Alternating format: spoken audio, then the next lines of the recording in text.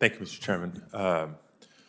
Thank you, Ms. Young, for your willingness to serve. I know in a prior hearing for the director of OMB position, I was able to ask questions generally in regards to concern about equity and the role OMB can play in policymaking and budgeting to address equity challenges in America. We also touched on the economic contributions of immigrants over the course of our nation's history.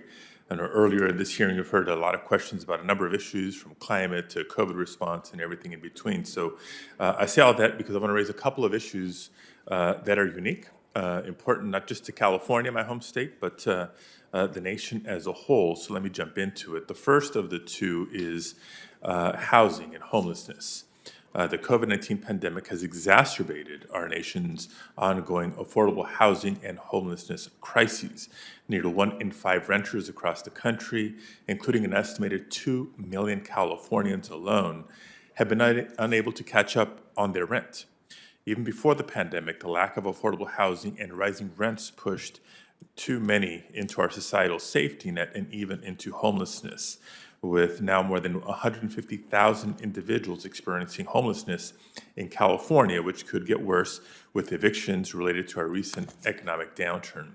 So as we look to build back better, will you commit to ensuring that the President's budget requests seek significant increases for critical housing programs such as Community Development Block Grant Program, the Home Investment Partnership Program, homelessness assistance grants, and expanded Section 8 vouchers? And I welcome any other recommendations or suggestions you have in this regard.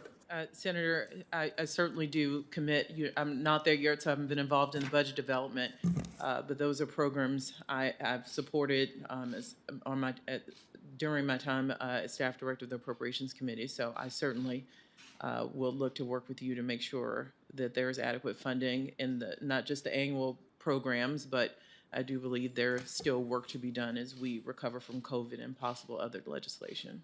Great. Thank you for that. Look forward to following up with you in the weeks, months, and years ahead. The second area, again, I think unique to issues that have been raised already, is relative to scientific research funding. The National Science Foundation is the only agency that funds basic non-biomedical research, as you know.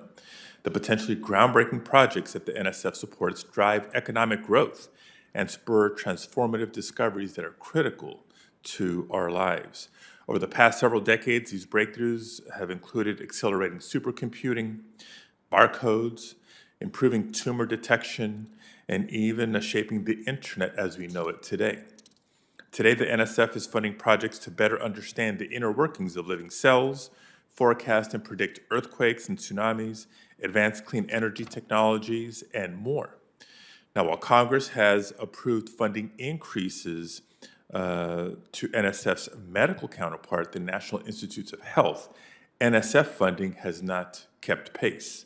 So as we act to reverse the denigration of science and scientists that we've seen over the last 4 years, it's critical, in my opinion, that we also support scientists and scientific research with the additional funding that they need. So as you work to develop the President's budget request for fiscal year 2022, will you consider prioritizing new investments in scientific research, including increased funding for the National Science Foundation? And part two of the question is, will you also work to uphold the integrity of science as well as support scientists at federal agencies and research institutions throughout the nation? I started my career at NIH. I'm certainly aware the attention NIH gets from bipartisan members, but its sister in science, NSF, NIST, NOAA, NASA, all deserve the same level of support. NSF does great work, supports great works among universities, so you certainly have my commitment to ensuring that I would lead my voice to those who want to prioritize NSF. And we certainly have seen a need for that increased basic research during COVID, not just at NIH, but NSF as well. As one of the few engineers and scientists serving in this body, I thank you. Thank you. Thank you, Mr. Chairman.